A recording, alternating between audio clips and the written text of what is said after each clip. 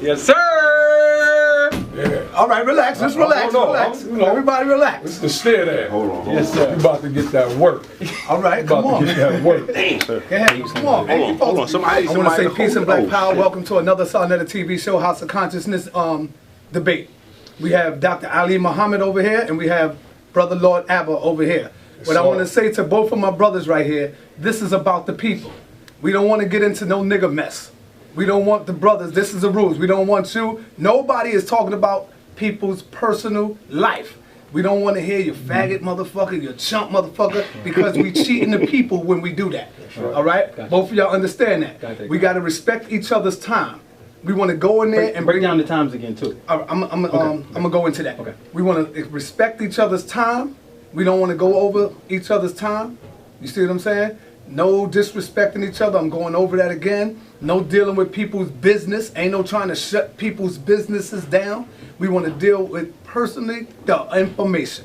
Right. That's all we trying to do. And the people is coming to hear y'all deal with the information. Yes. Is that cool, brothers? Yes, sir. Can we shake hands and go out swinging? Yes, definitely. There you go. That's all I want to say. Don't cheat the people. Is there anything you want to say, brother? Nah, bro. I'm ready. Is there anything you want to say, Lord Abba? You gonna get this work. There you go. Let's get it in there. Okay.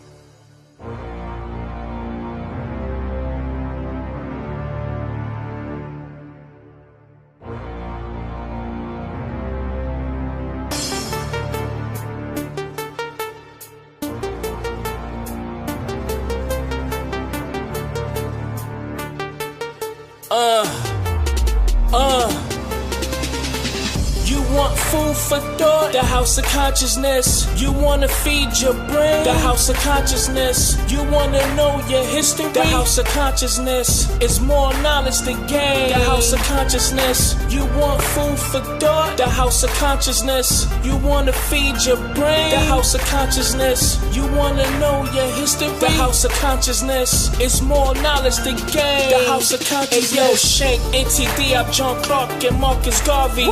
Cal and Muhammad, the soldiers and guards on me. You wanna get that knowledge for real, try the Mecca. It's 125th, man, ask for Sonetta. You want food for thought, the house of consciousness. You wanna feed your brain, the house of consciousness. We talking bill for hours, the house of consciousness. You already know, black love, black power, the house of consciousness.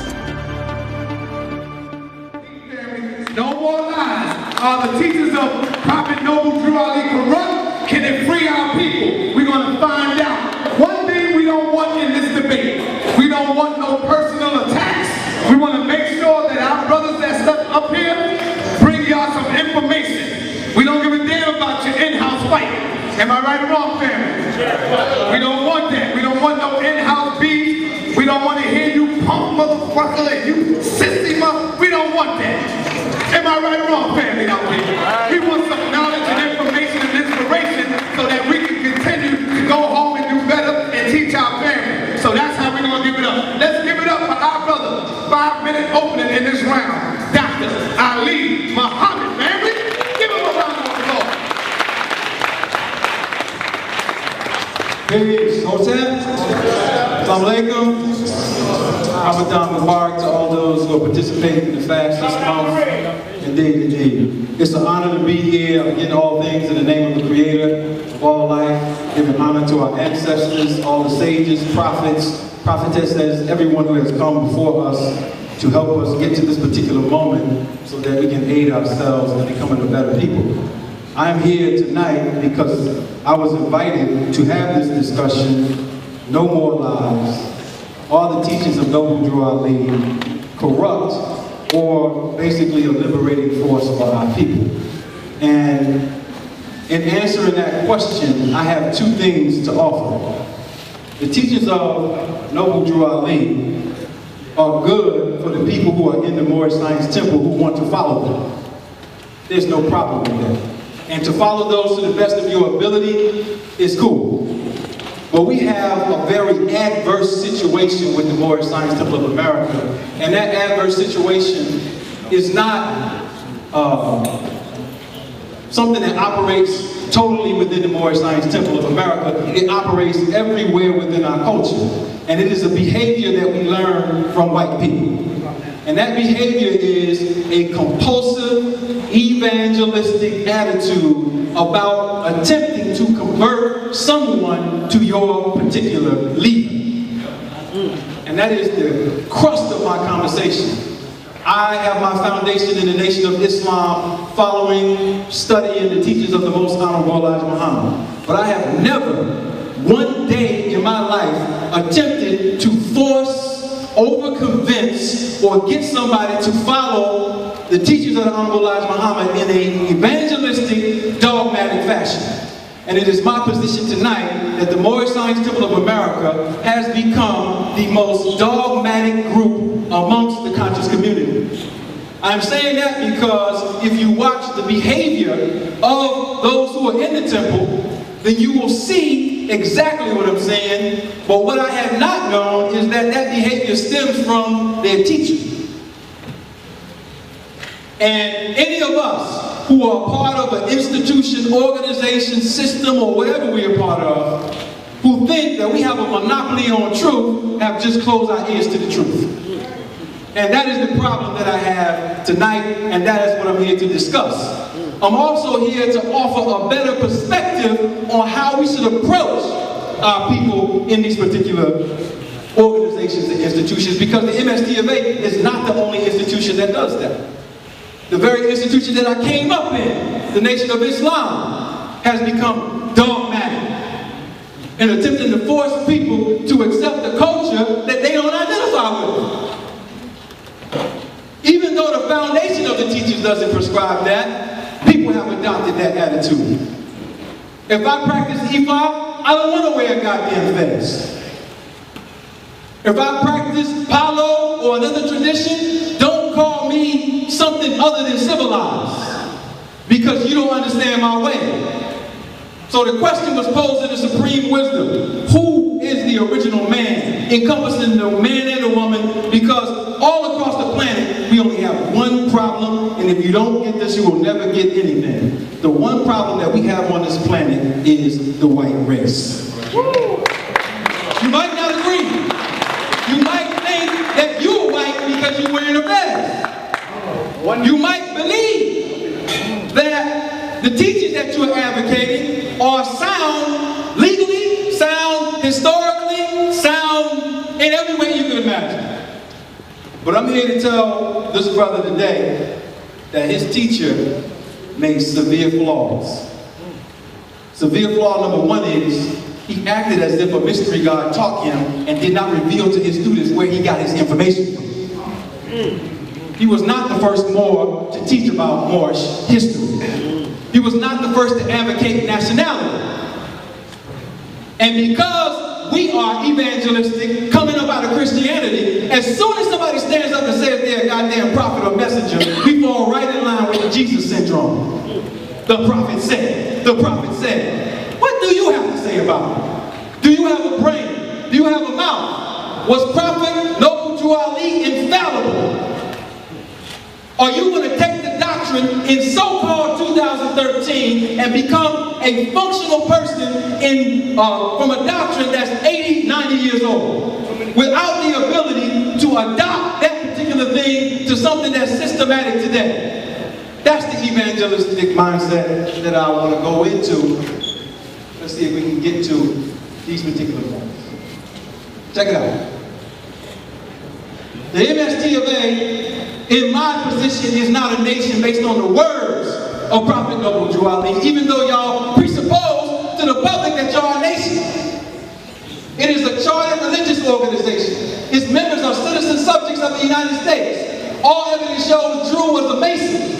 He was a student of Edward Wilmot Leiden, the works of the Moorish Science Temple in Newark. He was associated with the ancient Egyptian Arabic order of the Nobles of the Mystic Shrine via Dr. Prince de Solomon, aka Abdul Hamid Suleiman. He did not have a proper knowledge of the law. He plagiarized and copyright infringed 2 books to write his fake Quran. Drew said his organization derived his power and authority from the great Quran of Muhammad, yet Drew's histories, he gave theology, he gave, and concepts all conflict with the Quran. Drew unrighteously made connections with criminal politicians, and Daniel McKee Jackson, the most notorious gangster in Chicago during the time, Drew Ali violated 2 young girls by engaging them at the age of 14 and 16. This is the history. Now, all of us have issues. We all are imperfect and a work in progress. But don't present to us that fake Jesus syndrome, and then we know the record says this, because you better be glad that I'm bringing it out, because if it hits CNN, you'll be like in the Wallabies. Assalamu alaikum. Let's give it up, let's give it up. You do better than that. That's just the opening, that's just the opening. It's gonna get better. That's just the opening right here. Let's put our hands together for another strong soldier coming out of Atlanta.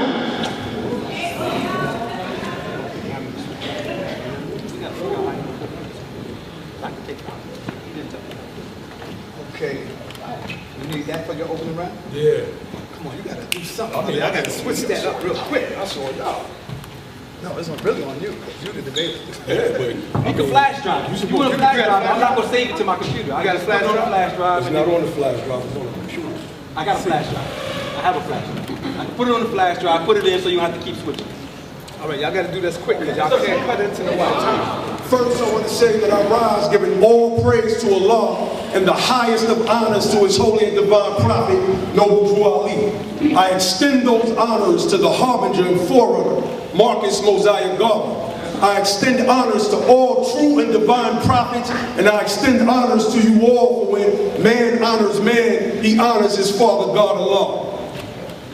The great meeting is on, Moors, and I stand here today in defense of Prophet Noble Drew Ali against a brother whom I feel has been slandering the man all for his own gain.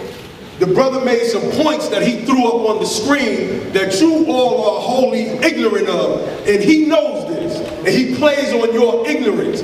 But I come today to show and prove that everything that this man is going to put up here will be debunked. My presentation is locked tight. You know, I just got to say, brother, you're going to get this work today. That's it, you're going to get this work today. There will be no more disrespecting the prophet. There will be no more disrespecting of our elders, period. No more. I will show and prove that Prophet Noble Drew Ali's organization, the Moorish Science Temple of America, represents a nation. I will show and prove that the teachings that he brought to our people, that these teachings are 100% all wise, right, and exact. While doing that, I will show and prove that my opponent doesn't know what he's talking about at all. And he's going to throw a hodgepodge of information up there to, you know, give you all a good chuckle and a good laugh, but it's not going to be scholastic. It's not going to be sound at all. It's going to be weak, and I'm going to prove that. After he goes, I go. And after I go, you'll be able to look back at his presentation and say, yeah, that brother Ali do seem like he was making that stuff up. And we're going to prove this here today. So I'm going to yield the rest of my 5 minutes to let the brother come on, do his thing while we work out our issues with our laptop. And with that, I say peace. Peace. Let's give it up for Dr. Ali Muhammad, round 1. 30 minutes in this round, brother. Peace. All right. Hopefully that brother gets his situation worked out. Because if not, it's going to be a problem. I'm praying for you, brother. It's the spirits that's walking around you or something that's, you know, going berserk. The ancestors in the building. All right. Let's first deal with the myths. We have to destroy the myths. Let me say something, first of all. I'm a father, I'm a husband, I'm a brother to this community, and everybody knows my history. The good, the bad, the ugly. Come on. All right? You can research Elijah Muhammad's history. Good, bad, ugly. Mr. Garvey, all the greatness, and then the questions, and you can get everybody. Who in the hell knows about Noble Drew Ali? Besides Noble Drew Ali. This man went to his grave hiding his history. No biography. Then, because of that, his evangelical students decided to create biographies. Ones that don't exist. The first one, Exhibit A. How many of you that Prophet Noble Drew Ali went to Cuba in 1928 to put our status on the record, possibly get a land grant, and all of that stuff that they talk about. You heard that? Nobody ever heard that? Well, some of this is being taught. It is taught in the Moorish Science Temple, not necessarily directly from Prophet Noble Drew Ali, but by his adherents, that in 1928 he went to the Pan American Conference and put our Moorish status on the record, and by doing that, he pretty much set up a nation for us. This is the report of the delegates of the United States of America to the 6th International Congress of the American State, held in Havana, Cuba, January 16 to February 20th, 1928, with the pen. Taj Tariq Bey, Raz Mariah, all of y'all from this day on are going to have to stop saying that. Because right here are all the delegates from the United States of America: Charles Hughes, Noble Brandon Judah, Henry P. Fletcher, Oscar W. Underwood, Dwight W. Morrow, Morgan J. O'Brien, James Brown Scott, Ray Lyman Wilbur, and L.S. Rowe. Not only did they say it, Abba said it in his book. Now, he never took the time to research whether it was the truth or not, and he calls me the myth maker. I'm the myth maker. Noble Drew Ali never went to Cuba, family. There's only one Noble up there, and it ain't him. And his name ain't Noble Brandon Judah, because that's Noble Brandon Judah. So, scratch. Hey, if you ever hear that again, refer back to this lecture and put the Moors in detention. Next. They talk about Noble Drew Ali. See, we have to read as a people and study. They talk about Noble Drew Ali as if he's the first one to ever discuss nationality amongst our people. And that is the foundation of their argument against us, that nobody talked about nationality. So therefore, Noble Drew Ali came to save our people, because he talked about the most integral subject, which is nationality. Here is Edward Wilmot Blyden in 1867. Noble Drew Ali was a negative 19 years old.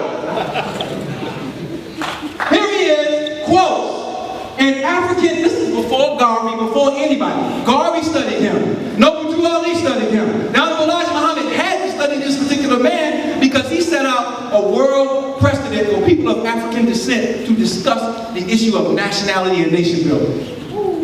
Wow. And African nationality is our great need, and God tells us by his providence that he has set the land before us and bids us to go up and possess it. And African nationality is the great desire of my soul. I believe nationality to be the ordinance of nature. Does that sound familiar? Yes. And no people can rise to an influential position among the nations without a distinct and efficient nationality. Speech at Liberia's office, July 26, 1867, and also can be found in this book, Edward Wilmot Blyden and the Racial Nationalist Imagination. Look at what he goes on to say. Nationality is the ordinance of nature. The heart of every true Negro yearns after a distinct and separate nationality. Distinct and separate. Not one you saying you got a nationality, but then you telling me I'm a citizen, too, of the very entity that enslaved me. See, that's double talk. Oh yeah, I'm bringing you nationality, but see on the back of the card, you were still a United States citizen. We shall never receive the respect of other races until we establish a powerful nationality. We should not content ourselves with living among other races simply by their permission or their endurance as Africans live in this country in America. A well-established African nationality is the most direct and efficient means of securing respectability and independence of the African race. How come you gotta come and tell us that the great God Allah told you that? Why can't you just say, I studied Edward Wilmot Blyden? I read his books, he's a great man. See, that's what real men do. They give credit to the elders who came before them. Not a goddamn mystery God. The great Allah revealed nationality. Alright, here he is right here. He was a Secretary of State of a foreign nation and still here domestic trying to get us to come back to the continent, do business, have some status. This is in the 1800s. Now, next. The Moorish Zionist Temple was in Newark, New Jersey since 1899. Noble Drew Ali says he was in Newark. Do you think by chance that he happened to stumble across the Moorish Zionist Temple before he was calling himself a Moor? Or did Allah, the Great Spirit, reveal it to him? Here it is. from the source Encyclopedia of African American History, 1896, the present, edited by Paul Finkelman. Another early leader, Rabbi Leon Richelieu, established the Moorish Zionist Temple of Brooklyn in 1899. So now you have a man who was teaching about nationality 26 years before Noble Drew Ali shows up on the scene. Wow. See, they tell you Noble Drew Ali showed up in 1913 with no records. Hearsay. But he shows up in Chicago in 1926, and we're going to show you why they're not telling you. Here's another one of his possible teachers. I won't say he's a possible teacher, he's an actual teacher. But his name is Sheikh Ahmeddin. He started the Fahim Temple. This man was a Muslim, calling himself the Prophet of Amun-Ra. In 1919.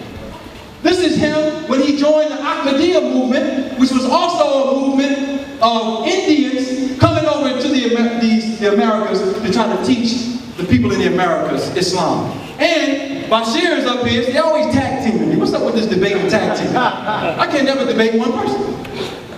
Alright? But this is Sheikh Ahmeddin. Teaching Islam, teaching about Egypt, no Prophet Noble Drew Ali on the scene.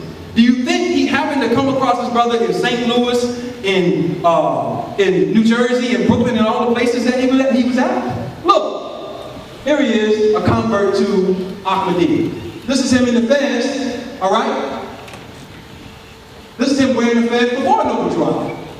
No Noble Drew Ali at this time. I want him to prove to you with documentation that Noble Drew Ali taught somebody in 1913. Not with no hearsay, not no hadith, not so-and-so said, put on her. I want some certificates, I want something. Because they bring up all these documents and affidavits all the goddamn time, and y'all can't pull up nothing when somebody want to find out your origin. Now, study from the Circle 7 Quran. The reason these lessons have not been known is because the Muslims of who? India. This is one of the Muslims of India. Alright? Muhammad Siddiq, who was a follower of Mirza Ghulam Ahmed, the Messiah of the Ahmadiyyas, from India. So now, are these the Indians that taught you, but you won't say it directly?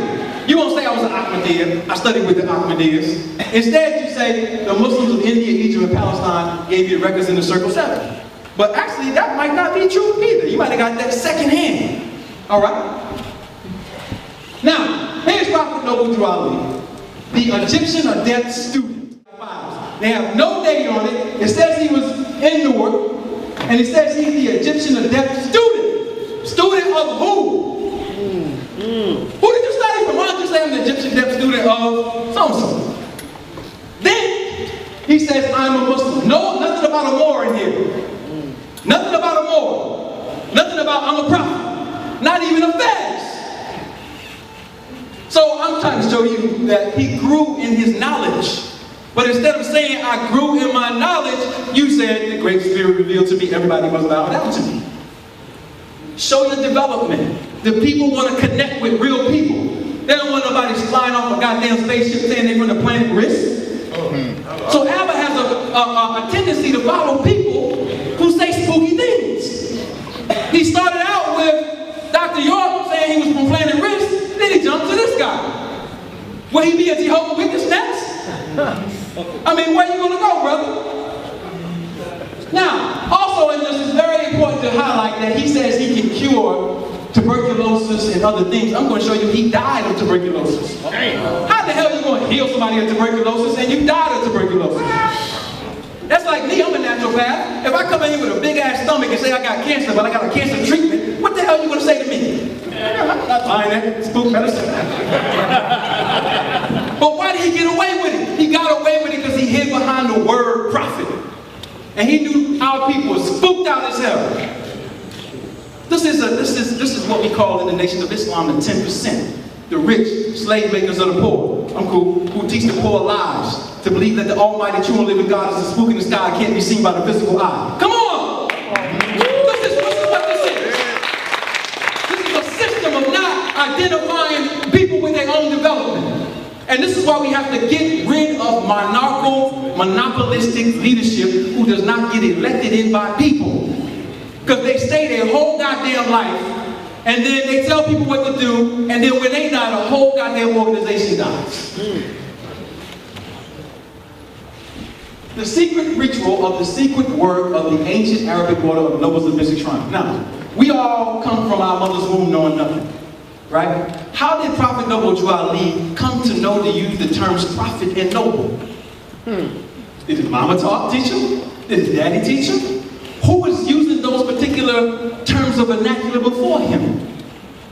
If we find people using those terms before him, all he had to say was, yeah, I stepped down to the lodge a little bit and learned some things, or you can sign up.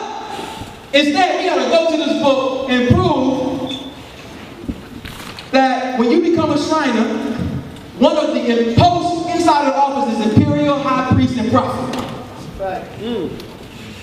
That's one of the posts. Where did he learn it from? And these are nobles of the mystic shrines? These are white people. William J. Florence? Yes. These are white people who formed this in 1872. Then the so-called brothers came on in 1894 doing follow these white folks into their shrine. What is Shrine about? Is it in this context when it was in this indigenous history? Hell no. Go show me some Shriners in the hood changing the conditions of black people. Come on. They're not here. Where are they? They have some goddamn ball wearing some regalia that they don't understand. At barbecues, eating pork fried ribs. Now, I know you tried to get me on this point to say that this man is not a teacher of Noble Drew Ali. But he came here, this is from the Schoenberg Museum, August 26, 1922, the Chicago Defender says this about this particular man. It's my position that this man was Noble Drew Ali's teacher. I'm going to strive my best to prove that. Abdul Hamid Suleiman, Sharif of Mecca, who attended the Masonic Convention in Washington, D.C., August 6 to 12, and who delivered to the illustrious Caesar R. Blake, Jr., Imperial Potentate, ancient Egyptian Arabic order of nobles of the mystic shrine of the USA, the warrant which brings his nobles of the mystic shrine under the protection of the Mecca Medina temple of the ancient and free and operative masons from 1 to 96 degrees. They're saying that this man came to the Prince Hall Shrine and they signed some type of agreement or warrant to bring the Prince Hall Shrine under his tutelage. Who the hell was this man? That he could come to a whole body of people and say, come on, I got you. And 1 to 96 degrees, any masons in here? You know what that is, right? 1 to 96 degrees came from Memphis, Missouri. That's white folks. He has signed 2 dispositions for cases instituted, one in Texas and one in Little Rock, Arkansas, and is the only Arabian in the United States of America to come to the defense of the Shriners. They say they got some type of authority from Arabia. They get sued in court by the white order to stop them from using whatever they use. This is the only person that came to their defense. Nobody came from Egypt, Arabia, nobody else but him. So when they say John Jones got a charter from Rochelle Pasha or whoever it is, how the hell they didn't come and say, okay, well no, this is authentic. He came, and look, this is from Ancestry.com, the 1920 census. His name at the time was Prince de Solomon, right here. Abba says this in his book, all right? He's in Mercer, Pennsylvania, 1920, and take a look at him. Where is he from? I need that clicker, bro. I gotta show this. There you go. Where is he from? He's from Egypt. Look, this is on the census. Look, he's from Egypt. Now, Prophet Noble Drew Ali said he went to Egypt. No records. But we do have an Egyptian coming and started the Canaanite temple.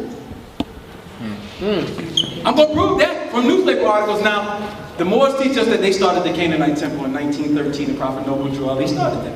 However, the newspaper clippings of the time say this man started the Canaanite temple. I'm just saying, maybe Abba got some records to prove that in 1913 Prophet Noble Drew Ali started the Canaanite temple. Otherwise, we are only left to the conclusion that somebody came from Egypt. We don't know why he came from Egypt. We don't know who sent him, and he coming with white men's masonry to teach black people. Whoa. And we gotta understand what masonry is all about. Look, what's his tongue? Arabic. The census people said he spoke Arabic. I didn't make this up. You can check this information. All right? So, look, converts sought by Mohammedans make special drive amongst U.S. Negroes of the U.S. Dr. Hamid Suleiman, a native of Arabia, of 143 West 130th Street at Manhattan, the high priest of Mecca, for a number of years has inaugurated a movement for spreading Mohammedanism among the Negroes of the United States. A number of Muslim groups have been started, particularly one in Newark, New Jersey, under the name of the Canaanites Temple. I'm just saying. They put it in, I didn't put it in there. Now maybe Noble Drew Ali was around. All we need is some evidence. All these newspaper clippings are right down the street at the Schoenberg. Y'all want to take a break and give Abba some time to go to Schoenberg? You need some time. You can get my 30 minutes so you can go see if this is true. Alright? So he's doing all kind of other stuff. Now look at him. Look at his regalia. Look. Isn't he wearing the same thing that the white folks wear? Right. Mecca. Okay. The crescent in distress. The sword, which means he's keeping secrets. But who sent him over here? Why did he just all of a sudden come from Egypt and say, I want to come teach these people? He's not wearing what the Mahdi of the Sudan, what the Mahdi of the Sudan wore church. He got the regalia of the Egyptians who invaded the Sudan. Come on. Same thing. Other articles. Alright? So they started temples. Look, these are different newspapers now. This man was making press. 1922, New York Tribune. Let's go back. That's the New York Tribune. That's 1922. Alright? This one was the New York World. The Sharif of Mecca, Chicago. How is Chicago covering him? New York is covering him. That means the man was moving around. The press knew about him. So if Noble Drew Ali came and started it, why are they not talking about him in 1922 or 23? Where are the articles on him in 1922 or 23? Where are the articles in 1916, 1919, 1913? All these myths y'all made up, just bring one. Just bring one. They don't exist. They don't exist. Alright? And what was his title? He was a what? He was a minister. So he was using religion again as a way to communicate with the people. Alright, so we got a whole bunch of stuff. Now, this is important. How much time I got left? 10 minutes. 10 minutes? Oh, good. Good. Listen. Nobles of the mystic shrine, in their literature that I just showed you, have one primary agenda, and this is it. Page 8 and 9. You can get the book, you can download this on Scribe or online for free. In the internet, beautiful, they can't hide it. They can't put it in the depth chamber like, no, it's available online. Look at what it says. Those of the members of the Masonic order who desire to advance and gain admission in this sublime rite of the mystic shrine are required to take a solemn vow that they will redouble their courage, zeal, and determination to defend and advocate the Christian religion. Now, Noble Drew Ali said he was giving Christianity back to the European. I'm going to show you that that was some type of trick because everything about his organization was Christian, except the name Islamism. Come on. And they are to protect the honor and character and reputation of nobles of the mystic shrine, wherever they may be. So, is Noble Drew Ali the greatest plagiarist of the 20th century? And copyright infringement. Since y'all study the law, you know plagiarism is an academic term and copyright infringement is a legal or lawful term. So now let's flip the law back on y'all. Since y'all like to say we Negroes, blacks, and colors and we don't know what we're talking about, let's see if y'all know what y'all talking about. Let's see if your teacher knows. Why? Because he copied his entire literature from two authors without giving them credit. See, you could have came and said, I got this from Levi Dowling and I got this from Harvey Spencer Lewis. But you didn't do that. You didn't give them no credit. That's plagiarism. Alright? Plagiarism and copyright infringement. He then had the nerve as a Muslim to call this plagiarized literature a Quran. So the Quran is holy to Muslims. Muslims are jihad your ass over the Quran. So now you're going to come to America and put your people in jeopardy from two crackers and put them out in the public? What kind of goddamn responsible prophet is that? Who would do that? Plagiarize, the act or instance of copying or stealing another's words or ideas and attributing them as one's own without permission. Copyright infringement, the act of violating any of the copyright owner's exclusive rights granted by federal copyright. Got the sources there. So you can see, Unto-Thee-I Grant is copyrighted in 1925 by the Oriental Literature Syndicate. They copyrighted it in 1925. That means he could not have written the Circle 7 until after 25. That's why he didn't show up on the scene. Follow the chronology I'm giving you now. He's talking about 1913. He wasn't even on the scene until after 25 because he had to write the Circle 7 Quran. All right? All right. Check it out. Let's see if I can get to it. All right. Circle 7 Quran Unto-Thee-I Grant. I'm just want you to get a screenshot of this because I want to go into it. But these are the word-for-word copied chapters. Unto-Thee-I Grant and Circle 7, chapter 20 matches book 3, chapter 21 matches book 3, chapter 22 matches book 4. I'm going to show you that he just edited out words. But he was at such a rush to edit out the words, he forgot to edit out something, and it's going to be so embarrassing when I show the slide. I want everybody to take a moment of silence. Get on your 7. Get on your 7. Because this is going to be embarrassing. Look, this is Circle 7, chapter 20, part 6 and 7. What does it say? But when virtue and modesty enlighten her charms, and the luster of a beautiful woman is brighter than the stars of heaven, the whiteness of her bosom transcended the lily. Her smile is more delicious than the garden of roses. He got up in the Circle 7 Quran, which is supposed to be for Muslims, the whiteness of the breast of a white woman. He forgot to put olives, or whatever they say, for they go. He was so fast with it. Like, I gotta hurry up and get this book out. And the nigga skipped over white. Now I want you to explain it. Go make some shit. Go make it up. I know you're gonna do it. He said, the legends of this pamphlet are not for sale, but for the sake of humanity, as I am a prophet, and the servant is worthy of his highest, you can receive this pamphlet at expense. Then he said they're from these particular people, and they read these secrets up. We already went over this. The Muslims of India, Egypt, and Palestine, goddamn, you couldn't find one African Muslim to give you some literature? Timbuktu? Come on, man. Ahmed Baba? I mean, all these great scholars from Africa. You had to jump all the way over to Africa to land your ass in India to get some secret lessons. 5 minutes. This is embarrassing. So, this is who he copied. Harvey Spencer Lewis wrote Unto-Thee-I Grant, and he was the head of Moor, ancient mystical order of Rose Cross. You see him with the little Jewish stars up there. Even though that's our symbol. This is him. This is who he stole from. Levi Dowling. This is who he stole from. Alright? Levi Dowling claimed that he had the lost 18 years of Jesus' history. Alright? Look! The genealogy of Jesus with 18 years of the events, life, and works of teachers in India. So Dowling said he had the secret history, 18 years lost. Then Drew Ali said he had, because he copied his ass. Alright, these events occurred before he was 30 years of age. The lessons of the pamphlet are not for sale, blah, blah, blah, blah, blah, blah, blah. Then he had the nerve to put all authority and rights of publishing of this pamphlet of 1927 by the prophet. How the hell are you going to put a copyright on something you copyright infringe? This is a prophet of God. This is the actual Indian Persian who created the Jesus from India history. This is Bashir's teaching. It's all right. That's your teacher, right? Yes, sir. Yes, sir. That's your teacher. Now, he forgot to tell you that the first Messiah was black.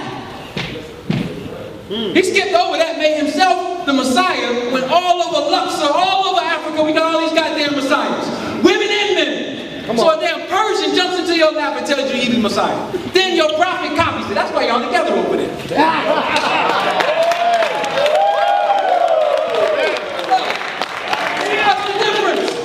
What's the difference? That's Jesus boy saying, the Jesus your grandma got on her goddamn wall. What's the difference? The Muslims from India have revealed these secret lessons. This is embarrassing. Look, all we citizens of the USA, I'm going to save this for the second part. How much time I got? She got 4 minutes.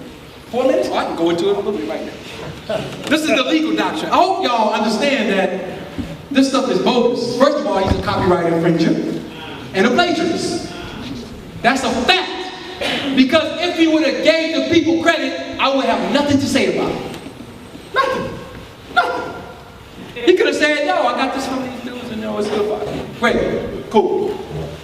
Imagine me. Now, Alba, if I wrote a goddamn book and I copied Elijah Muhammad and Marcus Garvey and put race first document word for word, a message to the black man, and call it my own, you know you'd be tearing my ass up.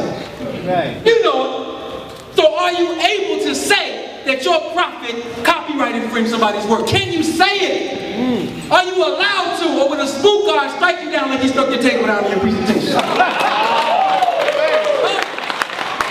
great God Allah gonna curse you for thinking as a man? Is he gonna curse you? Hell no, he ain't gonna curse you. You gotta come out of this, brother. You said that I had to wear a fast for 6 months. If I lose, you already lost. So I'm gonna make you do something, I'm gonna make you pick up pyramids or something. I don't know. We gotta do something good. Look, are we citizens of the USA? Noble Drew Ali said we are citizens of the USA in the sense of capital C, natural born citizens. Not 13th, 14th, 15th Amendment stuff. He said that's our reality. I'm going to prove in the second part that the legal doctrine and the history of the Moorish Science Temple, as we say in the streets, is fugazi. It's fugazi. And for them to dogmatically advocate for our people as the sole solution when we can't even get past copyright infringement says that y'all got to reassess y'all strategy. There's nothing wrong. We don't want y'all to lose y'all. We want to keep y'all. We don't want the business to come off. But goddamn, you can't go before the world and embarrass us by saying you got the solution and then some cracker get on CNN and then knock down the whole group. You got to be able to revamp it. Every doctrine that we have from our teachers needs to be revamped, upgraded. And if we're not going to do that, then we need to go back to the goddamn church. Hallelujah. Hey now, I hope the great God Allah put your presentation together. I came here to teach you today because the topic of this debate is, can the Moorish Science Temple of America save our people? Are the teachings of Noble Drew Ali right and exact? So the first thing I'm going to do is I'm going to start with the rebuttals. Go to the first slide. We do not have membership records at headquarters that date back to that time. So where's Ali getting his information from? Each Shriner's temple keeps their own membership records. However, based on Prophet Noble Drew Ali's fez, it does not look the same as the fez worn by the AANOMS Shriners, which would normally have the temple name on it and the Shriner's emblem. So when he's putting pictures up there of Hamid Suleiman saying that this is Noble Drew Ali's teacher, we can clearly see that this is a lie. And today the facts represent the lie detector test. And the facts have determined, my brother, that your claim that Prophet Noble Drew Ali was a member of the Shriners organization is a lie. Next slide, please. Let's go to the next one. Now, we contacted the brother Patrick Bowen, who wrote the Hamid Suleiman piece where Ali Muhammad, as y'all call him, got his information from. And I want to read this to y'all. He said, first of all, I should say that you are right. As I stated in my article, I know there is not enough evidence to make any claims with absolute certainty about Suleiman's relationship with Drew Ali and the original Canaanite temple. That's where the myth maker got all of his slides from this particular demonstration. My reason for giving my scholarly opinion on the subject, however, was to both highlight the fact that other scholars have accepted the traditional Canaanite temple narratives with almost no attempt to find supporting non-oral evidence and to be deliberately provocative in order to stimulate new research in the area. And this is exactly what happened. Brothers like Sharif Bey and Ali's men have since been in contact with Patrick Bowen, and you can pretty much say he's writing for us now. Go to the next slide. I can skip the rest of this. Okay. Let's start from here. I believe that it would take many motivated researchers to actually produce strong evidence about the Canaanite temple. I hope that my article and provocative statements would lead to a small renaissance of interest in research into the early years of the MSTA, which would help me, as a scholar of Islam in America, to have a firmer understanding of the birth of one of the most important Islamic movements in history. So basically what he's saying is that I gotta pick a fight with these guys. I gotta see what they'll pull out because I do not have enough information. This man has to build his organization up. This is how he makes his living. He feeds y'all misinformation and y'all pay him for it. Literally pay out of y'all pockets to this man. Go to the next slide. To conclude, I am well aware that my opinion that Suleiman possibly started the original Canaanite temple cannot be supported by the existing evidence, and I look forward to reading about new hard evidence that you or any researcher may find.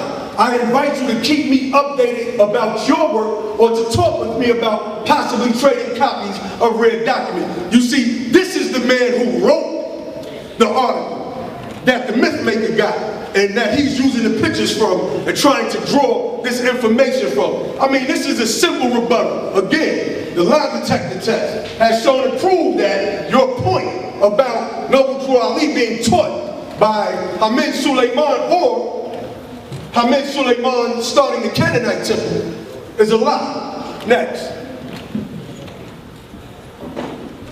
Okay, now he spoke about, oh wait, go next.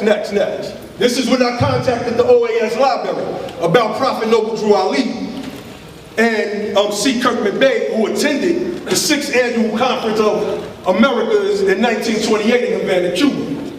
Let's read what the librarian said. She said, in response to your request, I am sorry to tell you that there is no index on the speakers to the 6th International Conference of American States, Havana, Cuba, 1928. I browsed the volumes corresponding to the minutes of the conference, looking for the information you requested, but I didn't find any mention to Drew Ali or C. Kirkman Bey. But peep what she said. We do have in the library several materials related to the conference of your interest, mostly in Spanish. Some of them, not all, were translated into English. So when he stands up here in front of y'all and puts this list of delegates, most of y'all don't know what a delegate is. If I send members of my temple to go to another temple or another organization, that means I delegated them the authority to speak for me and on behalf of my temple. And these men or these women, they represent delegates. Why would the United States of America send Noble Drew Ali as a delegate when they already have their own Secretary of State? They already have their own diplomatic representative. So, the fact today, being the lie detector test, has shown and proved that your claim is simply false. As the woman said, there's no index of the speakers. So you cannot, nor did you prove that Prophet Noble Drew Ali was not at the conference. Next slide. It's all. Okay, this is from the Moorish Guide. This is August 24, 1928. Tricks of the Prophet. This is while Prophet Noble Drew Ali was still walking among the people. It said, the trips of the Prophet, the conference that was held in Havana, Cuba, January 1926, was attended by the Prophet, who went in the conference and connected the Moors of North America back to the Asiatic brothers and sisters in Cuba. The Prophet made the tour, the rest is unintelligible. And then it talks about all the trips Prophet Noble Drew Ali made to Mexico, to Brooklyn, Pine Bluff, Arkansas, etc., etc. So again, the facts stand here today as a polygraph. And you are saying that the Prophet never went to Cuba. I gotta say that's a lie. Your facts don't bear out. We have the records to show and prove. I don't gotta make the people laugh. I'm not here to do that. I'm just here to teach. Next slide. Next slide. Next. Okay, now let's get to the topic. Prophet Noble Drew Ali teaches us in Acts 6. With us, all members must proclaim their nationality. And we are teaching our people their nationality and their divine creed, that they may know that they are a part and a parcel of this said government, and know that they are not Negroes, colored folks, black people, or Ethiopians, because these names were given to slaves by slaveholders in 1779 and lasted until 1865 during the time of slavery. But this is a new era of time now, and all men now must proclaim their free national name to be recognized by the government in which they live and the nations of the earth. This is the reason why Allah, the great God of the universe, ordained Noble Drew Ali the prophet to redeem his people from their sinful ways. The Moorish Americans are the descendants of the ancient Moabites who inhabited the northwestern and southwestern shores of Africa. Again, people, I am not here to entertain you. I'm simply here to teach you. Next slide. Their biblical laws is what was used to enslave us. I have videos, I have blogs that are up right now. Go to my YouTube channel, Lord Abba 9, where you can see me showing and proving through the historical records how the Moors and the Moabites are one, synonymous throughout history. And in the European Bible, it says, there shall be no more praise of Moab. In Heshbon, they have devised evil against it. Come and let us cut it off from being a nation. Also, thou shalt be cut down, O madman, the sword shall pursue you. We know that this is exactly what happened to us when our nationality was stripped and we were given these slave labels. Slave brands. Next slide. Now, let's look up the definition of nationality, because my opponent doesn't know what it means. Nationality, the quality or character which arises from the fact of a person's belonging to a nation or a state. Nationality determines the political status of the individual, especially with reference to allegiance, while domicile determines his civil status. Nationality arises either by birth or by naturalization. According to Savini, nationality is also used as opposed to territoriality for the purpose of distinguishing the case of a nation having no national territory. This means that a nation is not defined by any geographical boundaries. A nation is identified by a historical continuity. Go to the next slide. And we read, as it's giving us the breakdown, one of the things that it says is possessing historic continuity and distinguished from other like groups by their racial origins and characteristics, and generally, but not necessarily, living under the same government and sovereignty.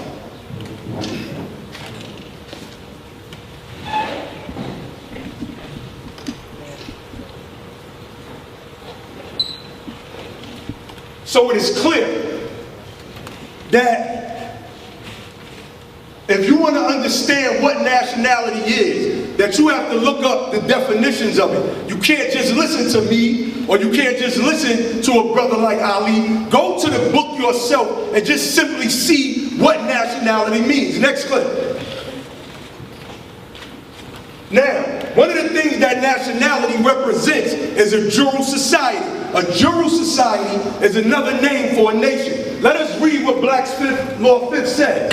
Jural, pertaining to natural or positive right, recognized or sanctioned by positive law, embraced within or covered by the rules and enactments of positive law, founded in law, organized upon the basis of a fundamental law and existing for the recognition and protection of rights. The term jural society is used as the synonym of state or organized political community.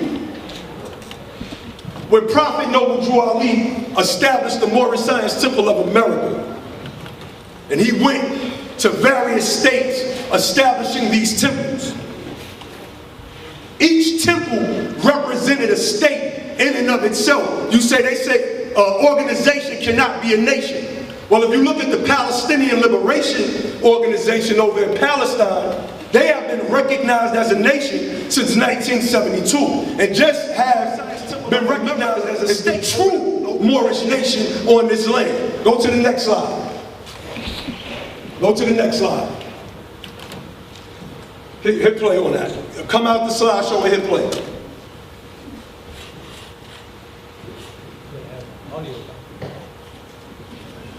You got to probably put the mic to the speaker. Yeah, you got to No. audio.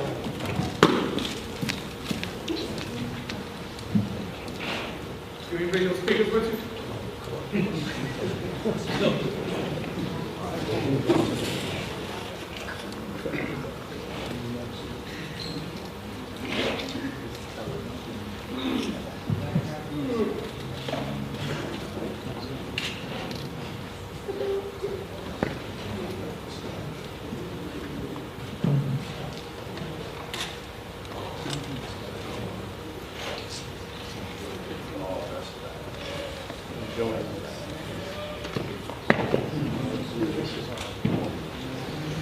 All right, we having some technical difficulties over here. Nevertheless, go back to the next slide.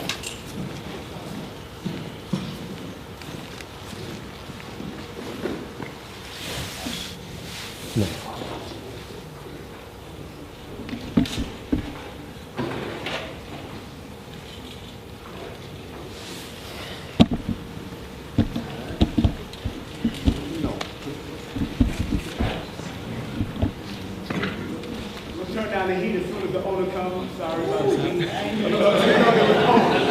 Oh, I thought that was just black folks.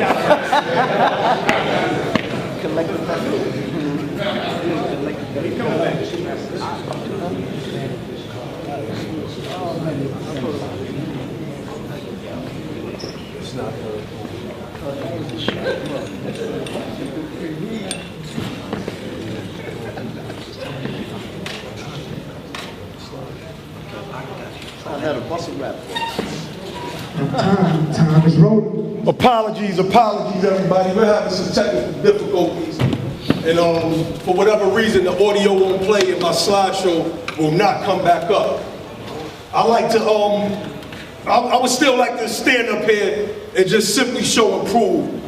One of the things that the brother said on the December 2nd lecture was that naturalization had nothing to do with nationality. A brother challenged him on it. I know y'all all seen it, where, you know, the myth maker said, I'll give you $20 if you can simply show and prove. And the brother got up there and he showed and proved that, you know, he showed and proved, go to the naturalization. He showed and proved that the brother was wrong. He simply got up there and simply proved that this man is wrong because he does not know what he's talking about. Go to the next one.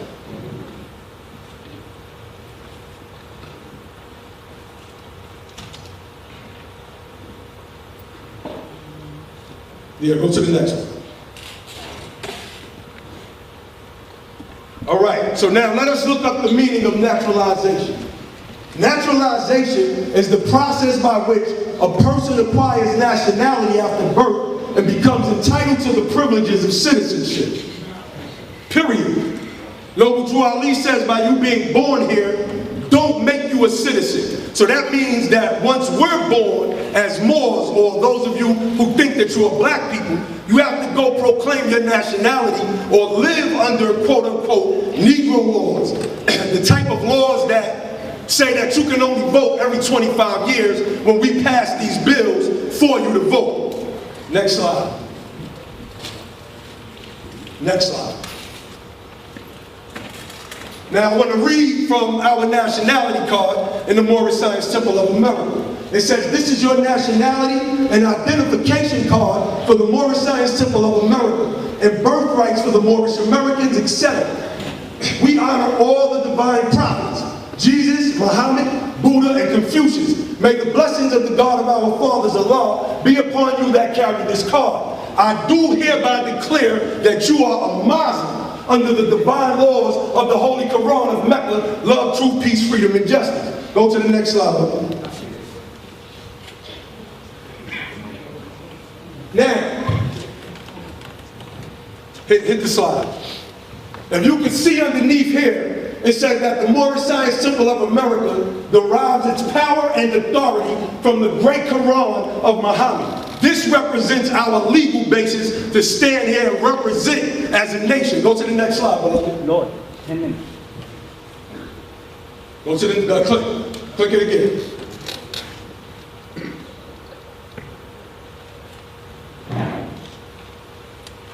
Prophet Muhammad is honored on the U.S. Supreme Court building, and the Quran of Mecca is viewed as a legal document in the eyes of national and international law. This is just the actual fact. Go to the next slide. Now, this comes from the documents of the United Nations Conference on International Organization, San Francisco, 1945. Go ahead, beloved.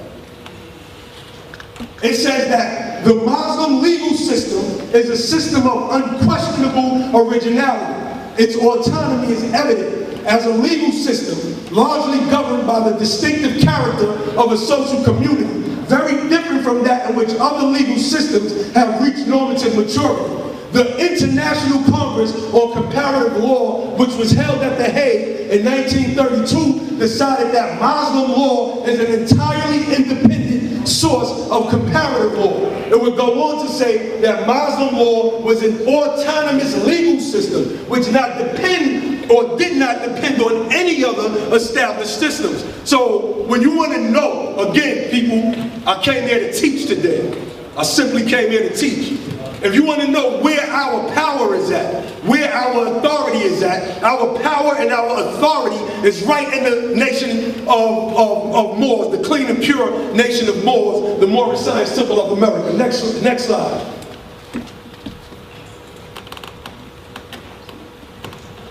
Again, we see court findings that show that the courts recognize that the Moorish science and the MSTA is a bona fide religion. Now we're getting into the Jew society. This means that they have to respect our laws. They have to respect everything that we do as a nation. It's just so long as it's not violating the law, like a lot of the dirty laws that y'all see doing, squatting on houses and things of that nature. That stuff is not Moorish science at all. It doesn't represent a nation. Next slide. Here we have newspaper clippings that shows and proves that when Muslims were keeping their children home from school on Fridays and the courts got wind of it and the mothers got arrested, that the judges ruled that the Bronx court recognizes that Muslim Sabbath rules pupil need not go to school on Fridays. And this is coming out of the New York Times, February 9th, 1934. You know, this is just some of the proof that I bring to you all to show that I don't have to make you laugh or smile or joke. I'm just going to represent the facts. Next slide.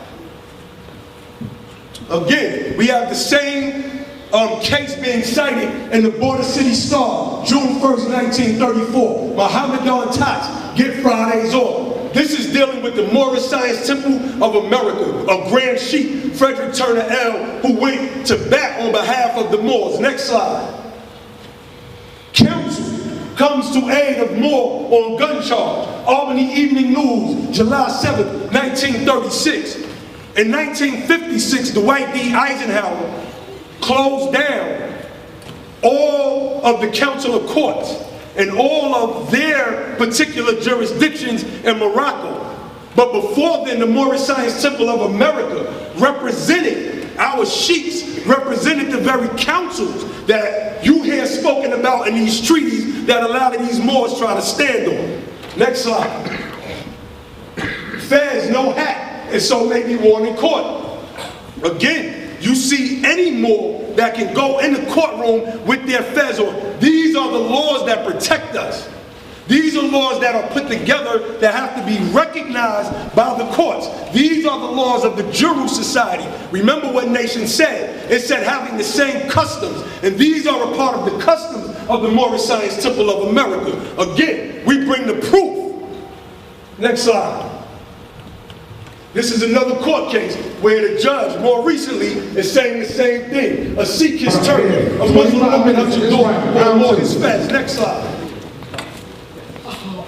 Peace, everyone. All right, my job is to refute what he said and continue my statements. I want to start off first with understanding that he's right. This is a classroom.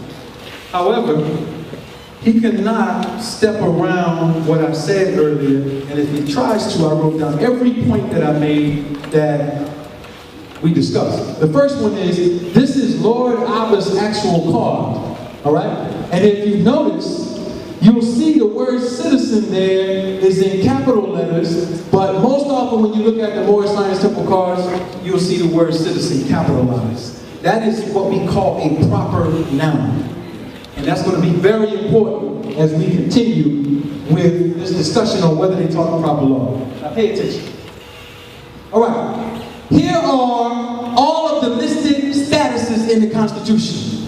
Besides these statuses right here, there are none mentioned, which means you can go through the United States Constitution and see that there's a place for free persons, which will prove associated with white males, and that white males was not a status, it was a race.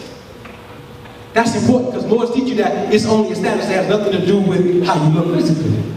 The second one is United States citizen, capital C, for people who were in the District of Columbia at the time the Constitution was written. The next one is Indians or Aboriginals, which is, we have the article there, Article 1, Section 2, Clause 3, and we'll define what Aboriginal meant to the people when they wrote it. Next, we have indentured servant, 3/5 of a person. Next, in 1868, we have this one where you become a subject citizen of the United States. So what Abba is not going to get into detail about is what is the difference between a native or natural-born citizen and a 14th Amendment citizen. One came in 1791, one came in 1868. They can only show what they got from white people. All right, now, listen. Let's keep reading. Free white persons. Now, this is what they try to do. They get real slick. They say, well, we're not white persons, we're free white persons. Because Moors are free white persons. Check this out. So, free white persons referred to in the Nationalization Act, meaning all persons belong to the who? European races. Wow. Then commonly counted as white and their descendants in those countries. Now, no, we're not going to stop. Don't who's and ours. That's one point. So, he can never come up here and say, this don't deal with race. He can't do it. And we can define what race is just in case you want to play games with that too. It includes European Jews. There's all kind of Jews on the planet. You got Falasha Jews. You got African Jews. You got, all kind of Jews in the Middle East. Why did they take the time to make sure that they say European Jews? Because they talk about white people. They ain't say Hebrew Israelites. Right. They ain't say Jews from the Middle East. They say European Jews. They want to make sure that you know. All right? Then it goes on to say all these people. Now this is what they try to use. It includes the mixed. These people are mixed. Mixed Latin, mixed Celtic Iberian, and Moorish inhabitants of Spain and Portugal. So that's what they try to use to say that the Moors have a right to be free white persons. However, this dictionary was written in the late 18th century. It don't say Moors in Africa. It don't say Moors in Harlem. It don't say Moors in Georgia. It said Moorish inhabitants of Spain and Portugal. Go back to 1890 and find me the blacks who were in Spain and Portugal calling themselves Moors. No, they're moriscos now. They're mixed. So now you got people who come from Spain right now who can become free white persons because they have adopted the word Moors. Now I'm going to prove to you that white people want to classify themselves as Moors. And they've been working on it. Hold on, no. Hold on. Don't laugh at me. I know. Yeah, I know. You know who this is, right? No. This is the brother of Champollion who translated the Rosetta Stone. Right? And he comes up into Africa, and in order to tie themselves back into Africa, they come up with this slick language that later becomes the language of the Moorish Science Temple. Now, look, this is his quote. This is in African Origin of Civilization by Sheikh Anta Diop, who quotes this particular man. This is the first time I saw this, what he said. It is recognized that the inhabitants of Africa belong to three races quite distinct from each other. Now, I'm not saying I'm agreeing with this. This is their opinion that began to grow for all time. One, Negroes proper in Central and West Africa. Two, Kafirs on the East Coast who have a less obtuse facial angle than blacks and a high nose but thick lips and woolly hair. So now you declassify them as Negroes, but they got thick lips and woolly hair. What you doing? Then you go to say, the third, Moors, similar in stature, physiognomy, and hair to the best formed nations of Europe. Wow. This is them trying to tie themselves back in. and Western Asia, and differing only in skin color, which is tanned by the climate.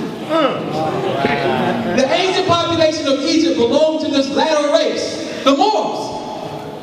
That is, to the white race. So now, Moors being white, this is 1839, started with a European. I want you to think about this now. Think about it. Hold on. That's a sidebar. Listen, we need more time. All right. The prophet called you Asiatics, right? Didn't he call you Asiatics? He called you Asiatics. Now I'm going to go back to this, because this is a clip from the one I just read. Let me just go up to it and show you. Put this down for a second. So you want, look. A Syrian of what? Asiatic birth and descent will not be entitled to become a naturalized citizen of the United States as being a free white person. Come on, man, what you talking about? Wow. You Asiatics? Aren't you Asiatic? Huh? Yes. Asiatic birth and descent will not be entitled to become a natural born citizen. Let me go and show you where I got it from, so you don't think I'm making it up. This is the free white person.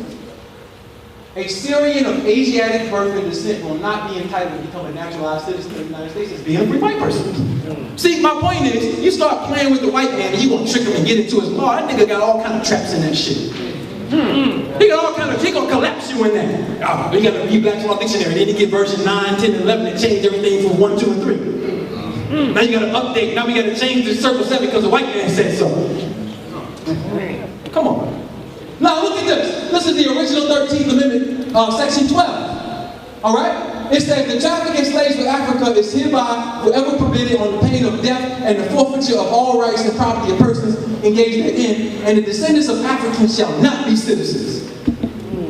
Then, circle 7 says that the world may hear and know of the truth that among the descendants of Africa there is still much wisdom to be learned in these days for the redemption of the sons of men of the love, true peace, freedom, and justice. Damn, if we're the descendants of Africa, damn, you said you studied the law, you didn't know that the original 13th Amendment said Africans shall not be citizens?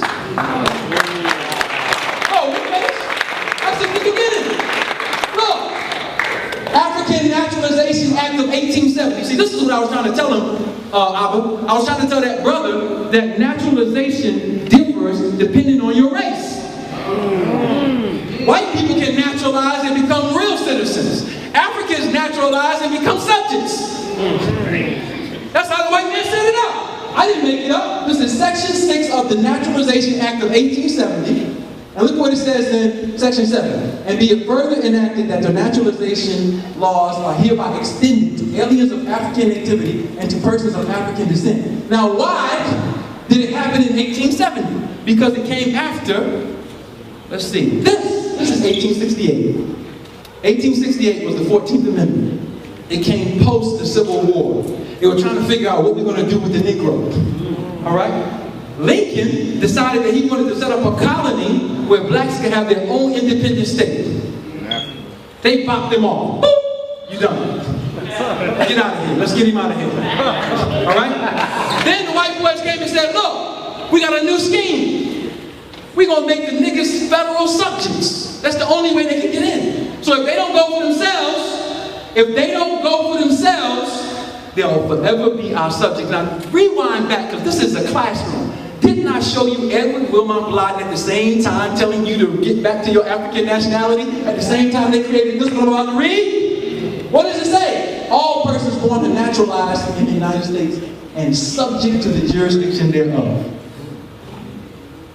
are citizens, lowercase, of the United States and the state wherein they reside. They're subjects. They're subjects. Look, he's telling me I'm trying to fleece the people. I have a budget that I have to deal with, and I won't be like the prophet. I gotta come down. In September, if I don't run again, I'm done. I go back to not fleecing the people through some dues. I'm a naturopath. I work. My wife is here right here. She knows how hard I work in the community. In ISIS, in ARNA, and outside of ARNA. So you say, I'm fleecing the community, but look at what you're doing. All dues given to the temple are tax deductible. How in the hell are you going to have a tax deductible nation inside the United States claiming independence? This is your website. All dues given to the temple are tax deductible. You can have these dues deducted on your taxes during tax season. Which means your entity must be a 501c3 registered with the government. No, and I have the proof. No, wait, no.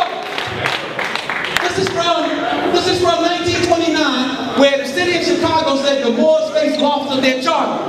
How in the hell is a city going to take the charter from a nation? Can Chicago go cancel the charter of China, Russia, or any independent state? So you saying you're a nation, but you got a charter that a city can suspend. That they talked about suspending when you got into your Noble Drew Ali fiasco. But look, don't take Abba's word for it. Go straight to the Circle Quran, Circle 7 Quran. It says, the Moorish Science Temple of America is a lawfully chartered and incorporated organization. That's Noble Drew Ali's words. Right? He's trying to say it's still a nation. But look, if it's chartered in Illinois, look at what the Supreme Court says. Bank of the United States versus Bank of Georgia. The court held, as a member of a corporation, a government never exercises its sovereignty. As a member of a corporation, a government never exercises its sovereignty.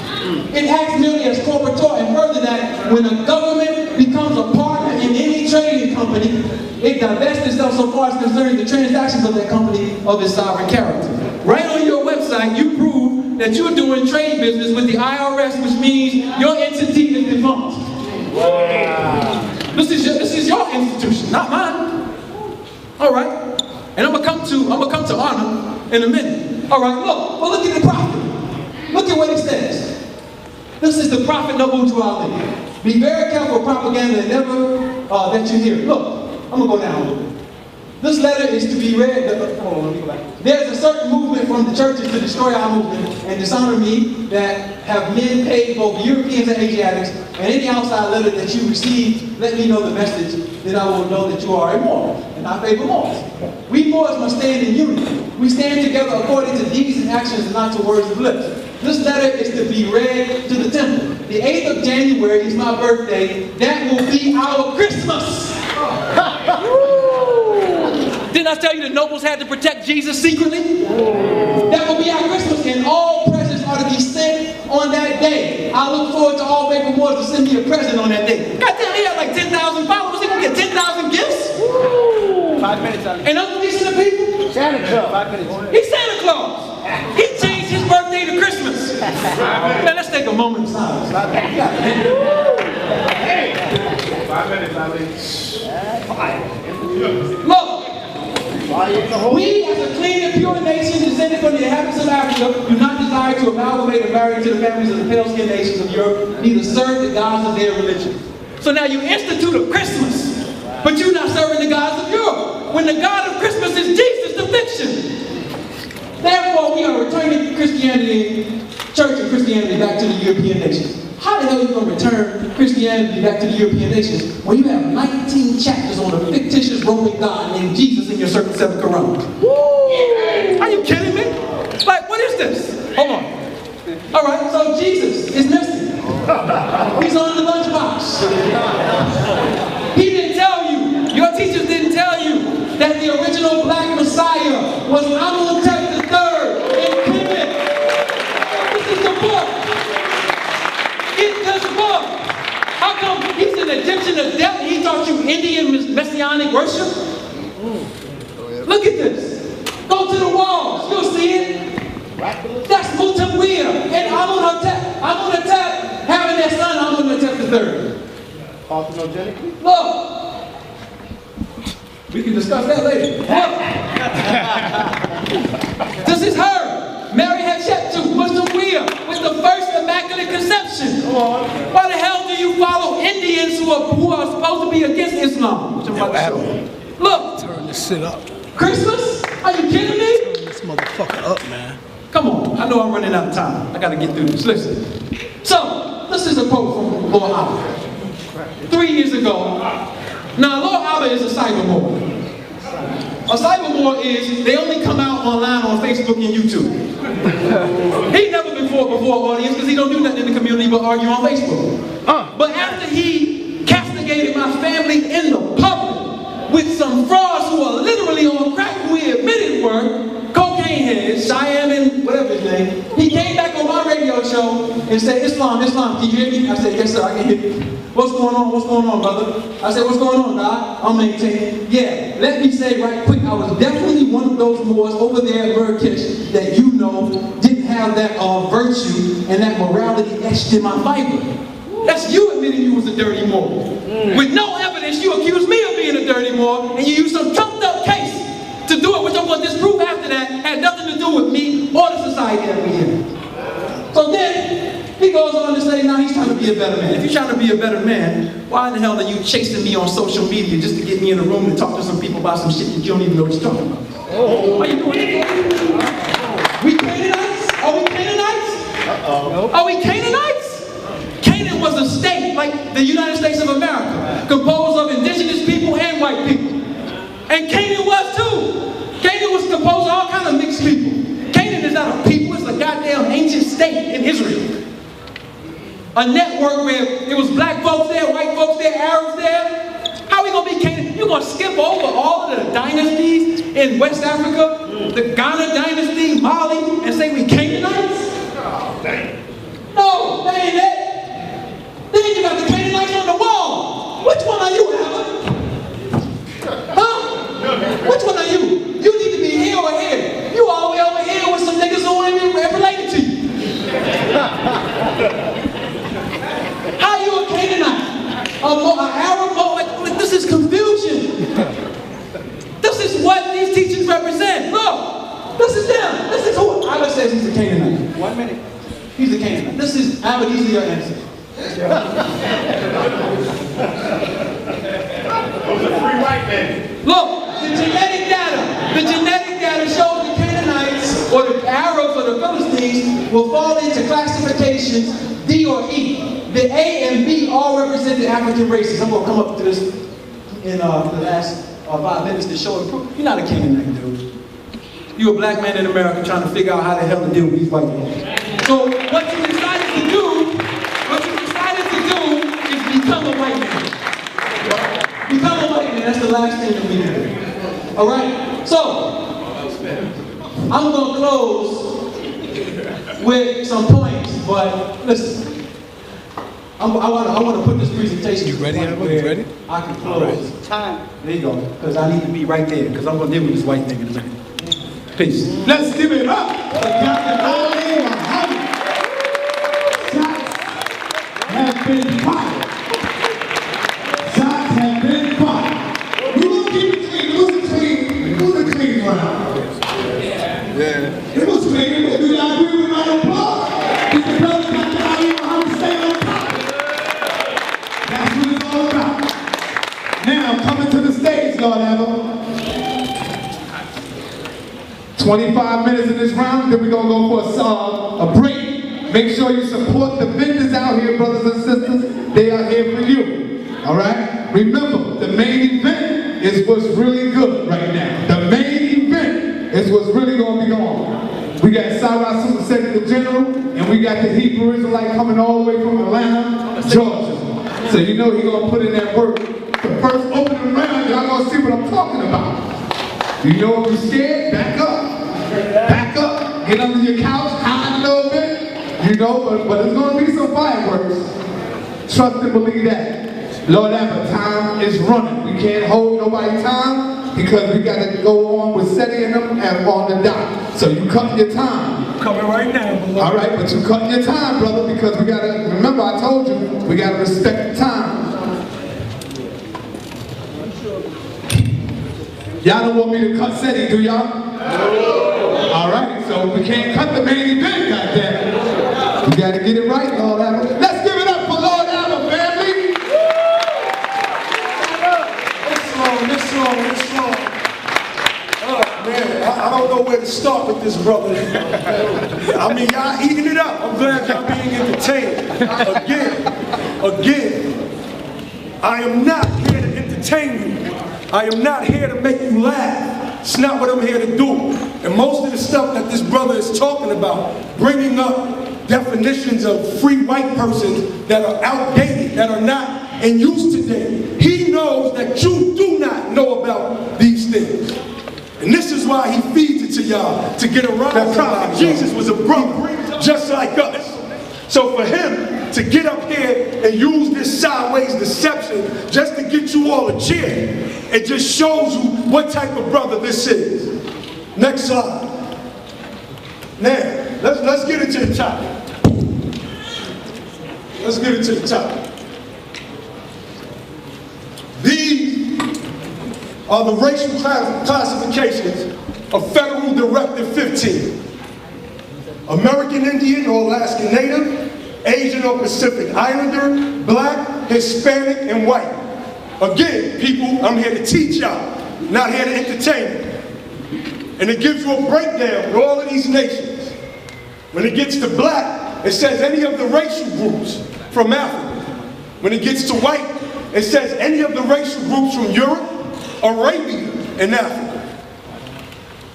North Africa. North Africa. Why? Does it have anything to do with skin color, as my opponent tried to make y'all believe? See, he knows that y'all do not know that these racial classifications are simply based on a first, second, and third class caste system.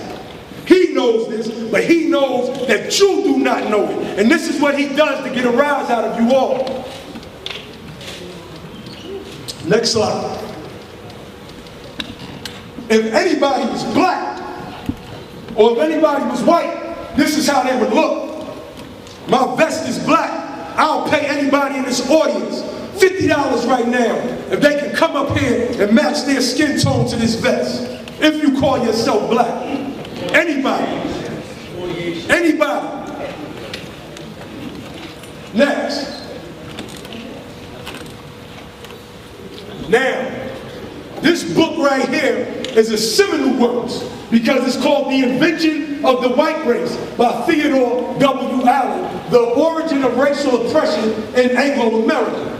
In this book, it defines how these Europeans got together and started calling themselves white people. They never called themselves, not on this land, not on this land. And this man exposes this fact. You see, the myth maker, he knows this. He knows all about this information. But he knows that you don't know it. And he uses that to his advantage. So y'all can cheer. Go ahead, Ali. Next. On the back of the book, It's Mike. we read. Let me get it.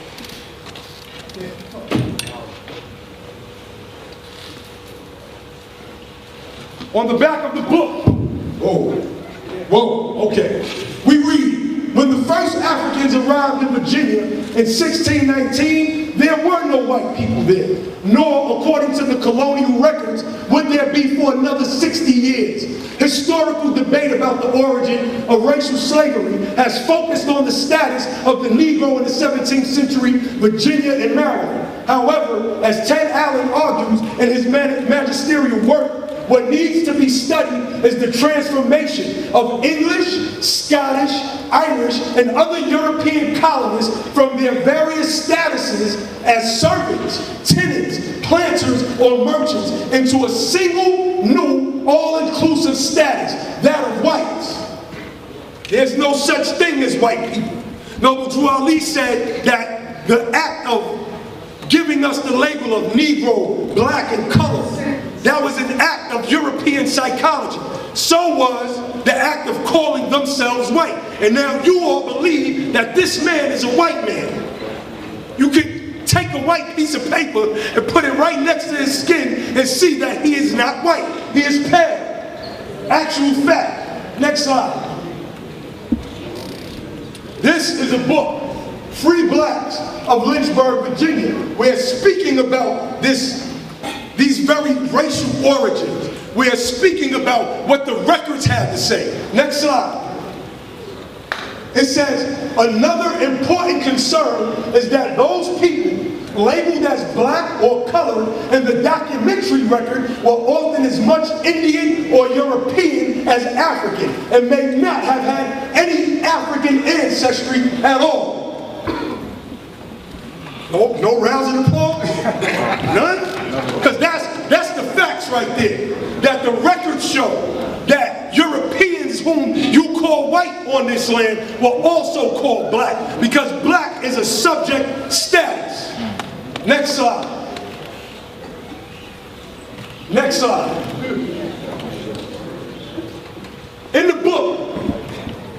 the invention of the white race, he gives breakdowns. After about 1680, taking the colonies as a whole, a new term appeared, white. Next slide. The commentator speaks. He says, during my own study of page after page of Virginia County records, reel after reel of microfilm prepared by the Virginia Colonial Records Project and other 17th century sources, I have found no instance of the official use of the word white as a token of social status before its appearance in a Virginia law passed in 1691 referring to English or other white men. No white people. It's an invention. You are all here under an illusion. You are all here under a spell of sleep. There's no such thing as black or white people. Look at your own selves. Look down at your skin if you dare to, and then say that it's black. Next slide. Next slide. This is Mustafa Hefner. This man came from Egypt in 1996. You see, this is proof I'm bringing to y'all today. Facts, not a bunch of ill-sourced information, a bunch of information about what I said when I was over in another fringe Moorish group. I mean, that's corny, beloved. We dealing with the facts. This man came from Egypt in 1996, lived in Detroit, and applied for a black business loan from the SBA, or the Small Businesses Association. He got turned down. They told him that you cannot waltz in from Africa just claiming to be black. We gotta dig deeper into this thing. Under the federal racial classifications, this brother or any brother that comes from North Africa or any brother that comes from Egypt will be classified as white. These are the laws. These are the rules. Again, I did not come here to entertain you. I came here to teach you today. Next slide. For the federal directive, it tells you that these classifications should not be interpreted as being scientific or anthropological in nature. My opponent will tell you he's a biologist. This is what he says. But he'll gloss over something like this to make his point, because he got to keep eating. This is his livelihood. He got to come up here and be comedic and make points that are irrelevant to this particular discussion, so you can clap and laugh and everybody say, oh, Ali getting at him. But he's not bringing no facts. Next slide. Take it again, beloved. Next. Now, this is taken off the PBS website. Race, the power of an illusion. 1680, it breaks down where white first appears in colonial laws. Facts. These are the facts, people. Just go to the next slide. I'm not going to read all of this because the time is short. But what's happening here is they're breaking down how these Europeans got together. How they got together and said, we must suppress these Negroes. We must suppress these blacks. We must suppress these Moors. They can never find out about who they are. And in order to do that, those Europeans that we are calling black, we have to include them in our upper echelon system. And we have to make them white along with us. And they'll begin to oppress them as well. You see, these are the facts. The facts. Next slide. Next slide. What about white meaning God? You know, a lot of brothers got up in arms. They said Noble Drew Ali. What you said, say? He was teaching the white cracker racial Arab. Noble Drew Ali says, what title does Satan give himself? God. Next title. Next slide. Noble Drew Ali says, can you define white? White means purity, and purity means God, and God means the ruler of the land. I just showed y'all in the previous slides where these Europeans got together and took on the title of God. Took on the title of God. So Noble Drew Ali brought the facts. He said that these people are not white. For this is the title of God. And he just said in the previous question and answer, what title does Satan give himself? For those of y'all that got to be satisfied with me calling the European the devil, or Noble Drew Ali for that matter. Next slide. Here, the Odroa tribe of the Lubaro of Zaire in Uganda, when describing their gods, they give you a breakdown of a draw. They say that his good and bad aspects are depicted as two half bodies. The evil one is short and cold black, while his good aspect is tall and white. You see, they're not living under the same illusion that you all are living under. They understand that these classifications like white and black do not deal with the people. They simply deal with the caste. They simply deal with the status. Black has always represented evil. 10 minutes, bro. Always.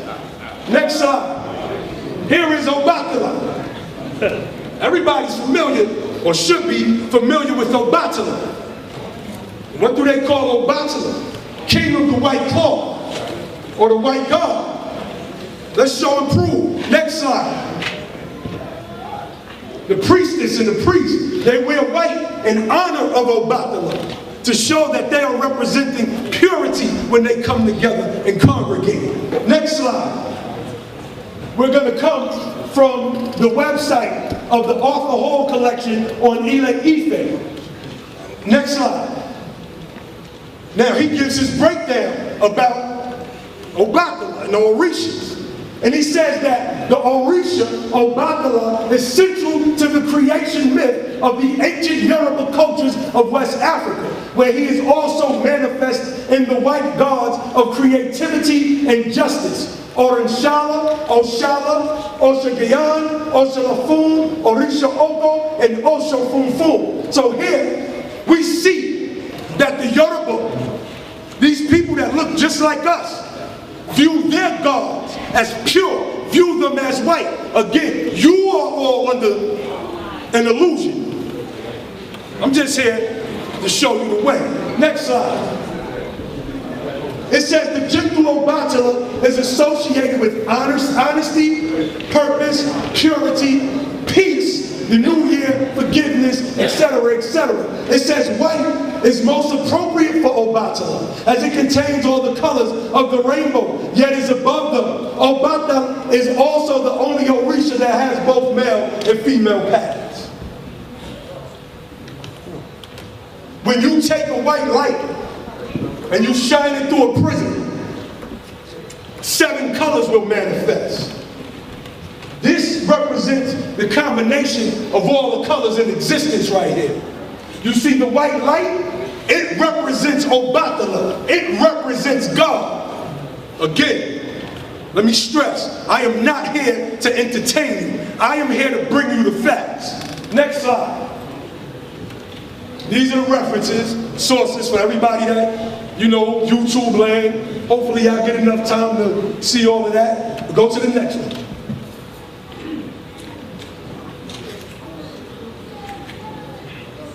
Okay, now black according to science means death. My opponent has an issue with this. But here we see the great Al-Haj Malik Al-Shabazz breaking it down. It's all good, it's all good. Now, go back. Keep going. Keep going. All right, we're going to bring up the works of our scholar. Click it again. Dr. Wesley Muhammad and the piece that he did on Allah and all of the modern Islam and Ife as sibling writings. I got to show y'all these things so that y'all will leave here with an understanding of what it is that we teach in the Moorish Science Temple of America. You see, he showed y'all a bunch of images of Canaanites. I have those images, but it was too much to pull up and prepare and try to listen to the same things that he was, counter some of the things that he was trying to say. So let's see what our brother Wesley says. His research, according to the Bayajida tradition, the Yoruba and the Hausa share a paternal grandfather. This is consistent with the claim made in Yoruban and Baraguan tradition that the grandfather is none other than Namudu Lamarudu, who is shared not only by the Yoruba and Boru traditions, but by the Hausa as well. During the annual Gani festival, the daughter, which according to Derek Lange is a royal reenactment of the Bayajida legend, the king is followed in procession by drummers who drum special beats signifying the words Lamarudu, son of Cain. You see, the Yoruba tradition, and I just showed y'all Obata, who represents the white god.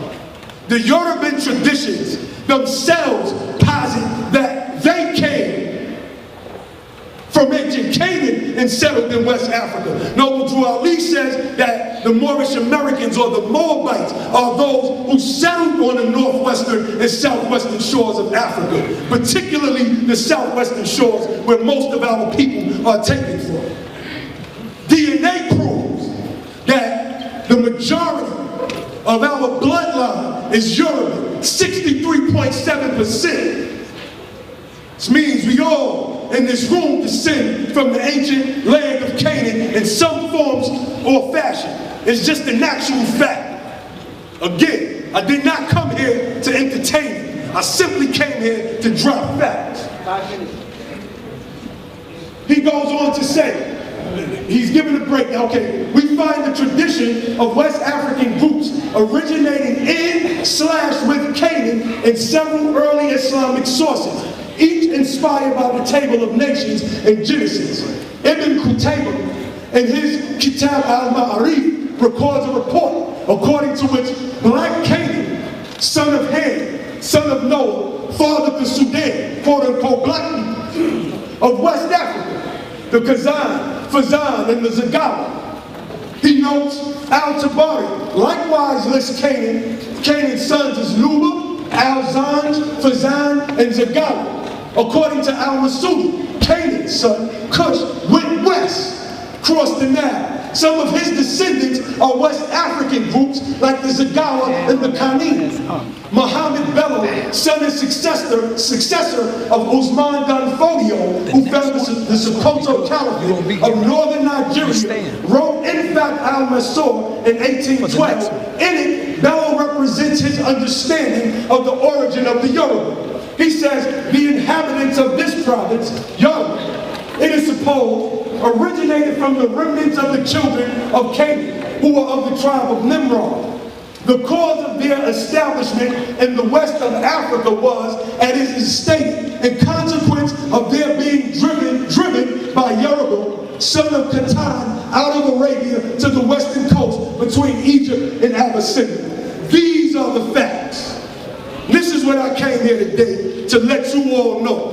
That we in the Moorish Science Temple of America, we deal with the facts. We don't have to make up stuff. We don't have to concoct pictures or Photoshop images. We simply have the facts and can back up everything that we teach, as I have done here today. Next slide. Next slide. Next slide. Now, how much time? Noble Drew Ali says in all reality, in our original 101, what is a Negro? Answer, a Negro is a four-legged animal. Next slide. In the updated 101, Prophet Noble Drew Ali says, what is meant by the word Negro? Answer, Negro, a name given to a river in West Africa by Moors because it contained black water. So here, Prophet Noble Drew Ali is equating, factually, the word Negro and the word black. Next slide. Thank you, brother. This is David Walker, an outspoken abolitionist and anti-slavery activist. He said, Niger is a word derived from the Latin, which was used by the old Romans to designate inanimate beings, which were black. All right, 5 minutes. Give it up for Lord Abba. Look, people, let me talk to y'all for a second. The reason why I'm here is because it's time for our minds, our great minds, our great thinkers to come together. This is what I stand up here and represent to y'all today. That's why I broke my bank and brought this expensive suit so I can look good in front of y'all today. Real talk. Now, we are dealing with a national crisis with our people. It is not getting any better. It's getting worse. Point blank period. And there can only be, and this is my opinion, there can only be one way that we move as a people. Yelling and ranting and screaming and raving in front of these cameras, I'm sorry, beloved, it's just not going to cut it. We can still put on our presentation. We can still put on our presentation and demonstrate and debate. This is what intellectuals are supposed to do. But when do we come together as a people and say, yo, let me look at what this brother, Sheikh Al, aka Lord Abba, is talking about. Let me look at what the Moorish Science Temple of America is talking about. Not the mother Moors. Go ahead, Lord. We see that them brothers, Go ahead, Lord. I mean, that stuff fell on its face. I showed you the ISIS demonstration. I mean, let's be honest. That's just not real. But I'm not going to discount the brother. I think this brother has a sharp mind. We have a political party called the Moorish American Party. And we would love to have this brother as a representative. We might need a spin down. You know, I had to throw that one in there. He's good at spending the information. We might need a spin down, just in case. But we do have a political party. We have a system set up. We have a system set up to bring our people into the truth about themselves. Don't tell me, well, we need to stay over here, we need to stay over there. I get contacted by prisons all across this nation.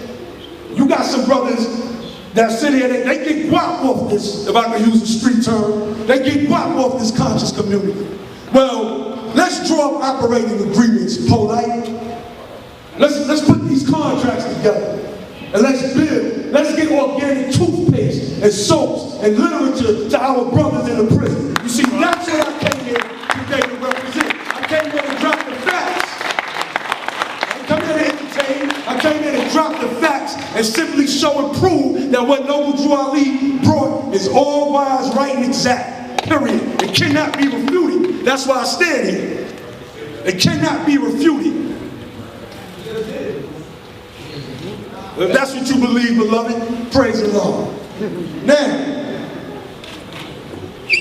when we leave this lecture or this debate, do we go back to our little corner and get back on YouTube and Facebook? And I mean, look, I'm not going to come all the way to Harlem to teach a class about nothing every week. It's not going to happen. That's not what I'm going to do. I'm going to see if I can find a sharp brother in this community to run for city councilman of his district. I'm going to see if we can then move that brother into the office of mayor and possibly the office of governor. Now we can start bringing jobs to our communities. This is what's real. This is what consciousness should be about. This is what elevation should be about. That's what's real. The rest is good entertainment. And for those of you who were entertained, I'm glad that y'all were. It's not what I was here for. So with that, I yield the rest of my time and say peace. Somebody said we heard that before. Wait a minute. The brother that said that, when we get finished, let's walk outside and not stop talking until we come up with a resolution on how to move forward together. Let's see if you heard that before. Peace. All right, don't go nowhere because we're going to have, we're going to have a question and answer at the end, all right? First of all, I want to say, Brother Polite in the new covenant do give support to the prison systems and to the youth organizations that's out there. I want to say that, but see, most of the time that's not on the camera. See, the camera is not rolling when the brother's going into the penitentiary giving youth support and doing lectures in the youth prisons. All right, so I got to say that. All right, now we got to give our brother King Simon, King Productions. Let's give our brother a round of applause as well. King Simon, man, the hardest working man in show business, man. Besides me. All right, now bring back to the stage Dr. Ali Muhammad. Hold on 1 second. Okay, give him a little time. Give him a little time. All right, so I want to say that Brother Polite do work off the camera that y'all don't see, and we're going to film it. When we supposed to be going out there this time? Next one is next week, Brownsville, a prison in Brownsville that they built right next to people's houses. There you have it. Give it up for that brother, man. And he's giving this out. He's giving this to the All right, so there you go. I want to start this off by showing this and showing that Lord Abba made some crucial mistakes. He read from Federal Directive 15 from 1977. He said these classifications should not be interpreted as being scientific or anthropological in nature. Should not be classified as scientific. Then he put a quote up and said, from Noble Drew Ali saying black according to science means death. So which one is it? His entire confused presentation and the whole doctrine, because it's rooted in what the white man says, the white man can switch it. He accuses me of not being on time, and he has to adjust his doctrine to fit Noble Drew Ali sometimes. Sometimes the white man is, I mean, come on, man. Let me go further. Check this out. Since white was started by, white was started by Europeans. Let's test that. First, he put a prism up there and said white had 7 frequencies, and that the white light is the real light. This is a white man who had 25 years as a truck driver, who had light shining on one side of his face for 25 years. He got something called dermatoheliosis, which is a form of cancer where the white light is killing his ass. So I want to understand how, according to science, this white light affects white people like this. It's not making sense. Here you have somebody with vitiligo. He's actually turning white. Now, is white something to be used or it's not to be used? You can't tell me that we're neither black nor white and tell me you're a free white person. If we're neither, then drop both of them. Why have the need to be a free white man just to try to get in a classification that's going to get you a 501c3? I don't even know what it's giving you actually. So this is vitiligo where your white blood cells are eating your black melanin. This is science. This is the Egyptians at King Tut's funeral not wearing black but wearing white. King Tut was dead. They didn't decide to get dressed in black clothing like you do today. They decided to put on white to represent his death. 2 minutes. So if it was an act of European psychology, the act of European psychology was to attack your phenotype, how you look, how you feel about yourself. It wasn't just some goddamn Black's Law dictionaries. They want you to feel disassociated from the very root of how your creator created you. There you go. Look, you see it? So now, this is the civilization that gave birth to the Europe. So don't give me no late civilization that might not be on point. Give me the mothers and fathers when they had their rule. Nigeria is under European domination. This is not a time where Europeans dominated. Well, let's keep going. Hold on. I ain't gonna let you get away. Is anybody black? See, we're sick. I'm a biologist. We're supposed to look like this. This is how you're supposed to look. Sisters, this is how you're supposed to look. We know how important our black divinity is. It don't matter. We can call ourselves whatever name we want to call ourselves. We have our own nation. But you want me to play chess inside of a goddamn trap chessboard. Hold on. What color is the seed? Black. Black according to science means death. Hold on. You say you a Muslim? Look. This is the early Muslims. The Europeans call the Muslims black. But they weren't ruling these Muslims. But you say, according to Europeans, black really means white. And white really means black. But the Europeans called us black. Would that mean we were white? Like, what the hell are you talking about? Look, this is from your Holy Quran was created on black mud.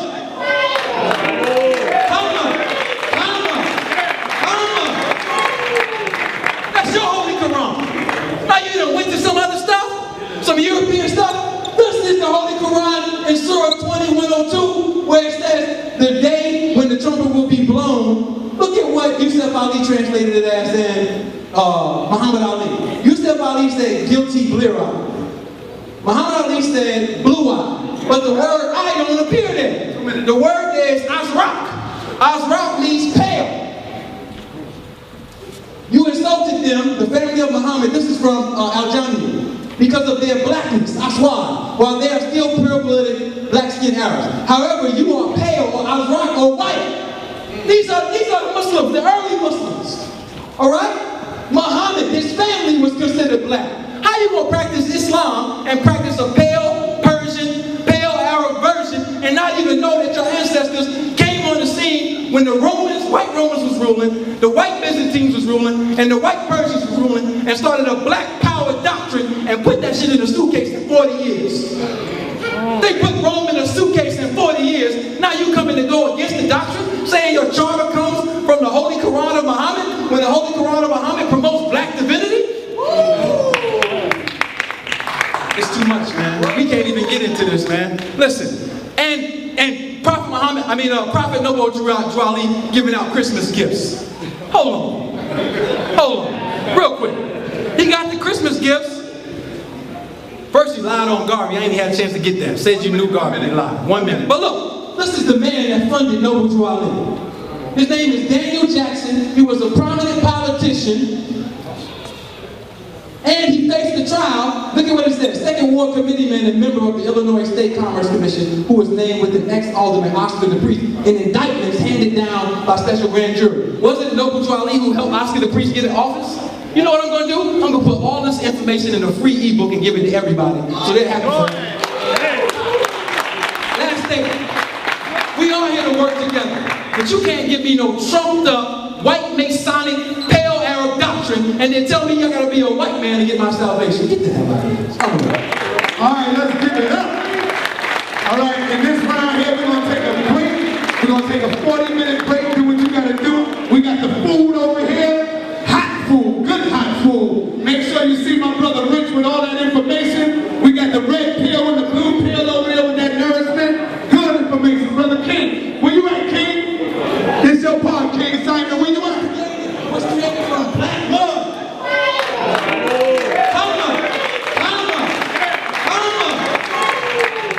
That's your Holy Quran. Now you done went to some other stuff, some European stuff. This is the Holy Quran in Surah 2102, where it says, the day when the trumpet will be blown. Look at what Yusuf Ali translated it as in Muhammad Ali. Yusuf Ali said guilty blear-eye. Muhammad Ali said blue-eye. But the word eye don't appear there. The word there is azraq. Azraq means pale.